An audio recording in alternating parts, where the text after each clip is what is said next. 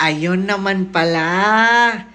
Kaya nakapag-bail, no? Kaya nagkaroon ng pansamantalang kalayaan itong si Laila de Lima kasi yung judge pala, no, na nag-allow na pwedeng mag-bail si Laila de Lima ay kanyang paboritong estudyante. Sino ba itong naging judge ni Laila de Lima na nagdesisyon na palayain siya? Si Judge Hener Hito. Okay? G-I-T-O. Siya ay nag-aral sa University of Batangas Political Science at sa San Sebastian College of Law. Siya ay merong Masters of Law sa pamantasan ng Lungsod ng Maynila at summa cum laude, Doctor of Civil Laws ng UST. Nagtrabaho sa Senado at mula siyang naging West ay naging awardee ng Judicial Excellence Award, no, para bilang isang most outstanding regional trial court judge. Pero bago natin sabihin kung sino talaga si Judge Hino, alalahanin natin bakit ba siya naging judge. Kaya naging judge siya kasi yung judge dati ni si Romeo Buenaventura ay nag-inhibit. Si Romeo Buenaventura, siya yung unang nag-deny ng motion for bail. So pinagkait niya yung pagkalaya ni Laila de Lima. Pinalitan siya nito. Bakit ba na-inhibit itong unang judge?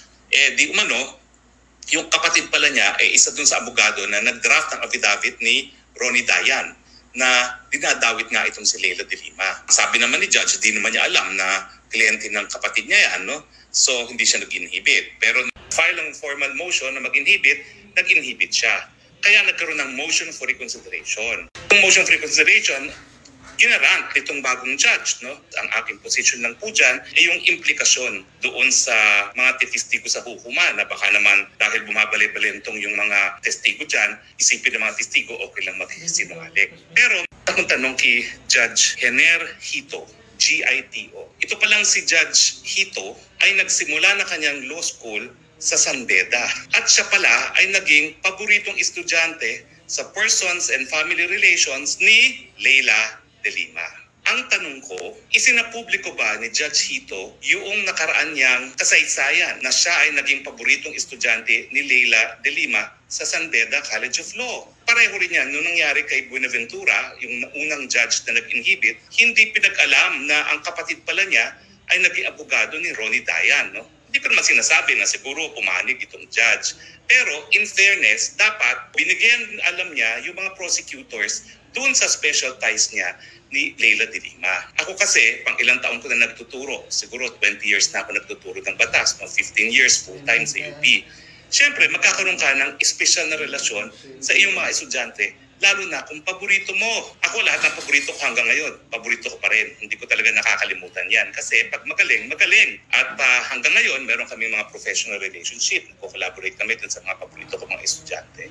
Dapat, pinagbigay alam ni Judge Hito yung kanyang relasyon kay Laila de Lima. O diba, ayun naman pala, paboritong estudyante ni Laila de Lima, kaya nagrantan ng bail. Kaya binigyan ng pansamantalang kalayaan. Diba? Pwede pala yun. Diba? Kumbaga conflict of interest eh. Diba? Bakit siya yung judge? Bakit siya yung judge ni Laila de Lima? May relationship naman pala sila. Diba? So, of course, magiging bias talaga ang decision yan. Diba? Dapat yung judge ay walang connection, any connection kay Laila de Lima. Diba? Yan yung problema sa justice system ng Pilipinas eh. Diba? Kumbaga, may favoritism. Backer din pala. Backer din pala yung justice system natin eh. Porket kilala, porket teacher, porket paboritong estudyante, ay ganyan na. Nako, di ba? Conflict of interest.